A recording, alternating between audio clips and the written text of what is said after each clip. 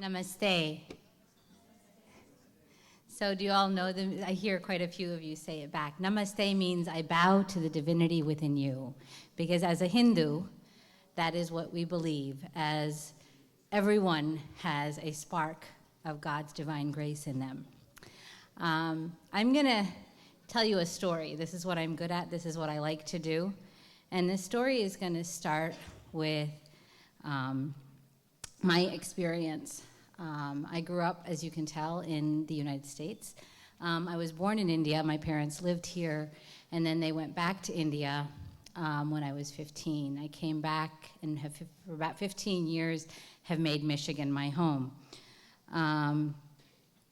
I never realized how important it was until I moved to the Midwest, that a lot of people don't know, because growing up in New York, I didn't realize that a lot of people didn't know what the basic beliefs of Hindus are. And so I had to learn how to articulate that over the last 15 years. After 9/11, and I live in Troy, very diverse city, probably the second most diverse city in Michigan after Ann Arbor.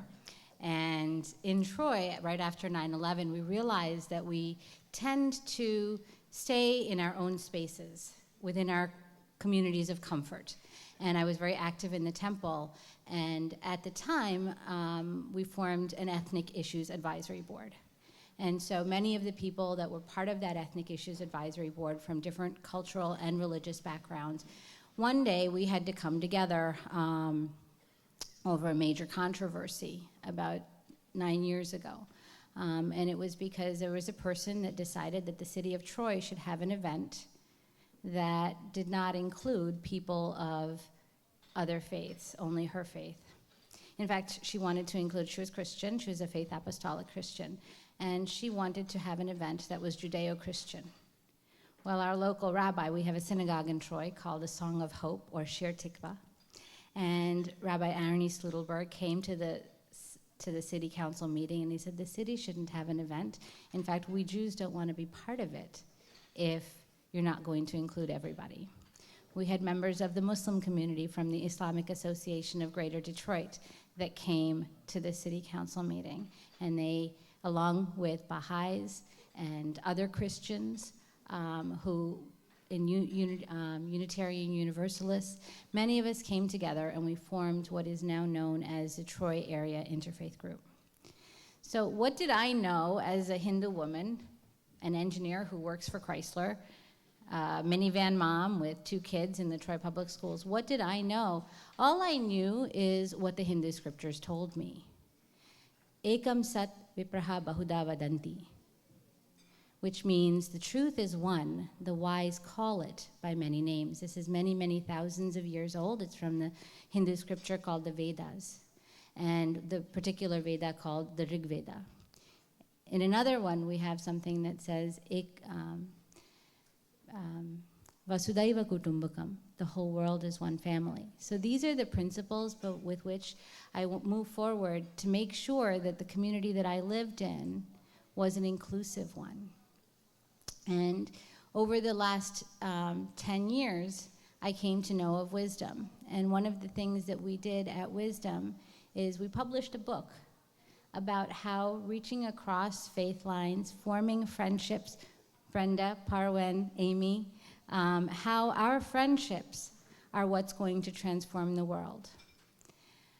When we talk of peace in the Hindu tradition, it's a very, very personal thing, and it's also a very global thing. There we have ancient prayers called Shanti mantras, and we usually end all our prayers with the word peace repeated 3 times.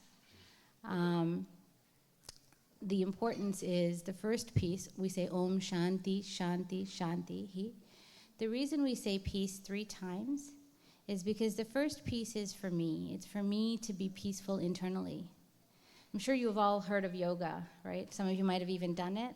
We talk about downward dog. Well, yoga actually means controlling the thought waves of the mind. It means being calm and stilling yourself, finding that space of peace within yourself. So that first piece that we say, Shanti, is for that internal peace. The second piece that we say, Om Shanti, Shanti, is because we would like to see peace in the community and the world around us. And then the third piece is for the piece that things that we have no control over, the tsunamis, the hurricanes, the things that but this community piece is something that we do have control over. And that is why I'm a part of Wisdom, and that is why I really appreciate and am honored to be part of your Unity in Diversity dinner. Thank you very much for having me. And I will leave you with a small prayer from the Hindu tradition, but I'll read you the translation first, because I think it helps when you, and remember what I said, that I will say Om Shanti, Shanti, Shanti at the end of it. So if you'd like, you can repeat with me. The prayer itself means, from ignorance, lead me to truth. From darkness, lead me to light. From death, lead me to immortality. Om, peace, peace, peace. The Sanskrit is, Asatoma Satkamaya, Tamasoma Jyotirgamaya, Mrityorma Amritam Gamaya. Om Shanti, Shanti, Shanti.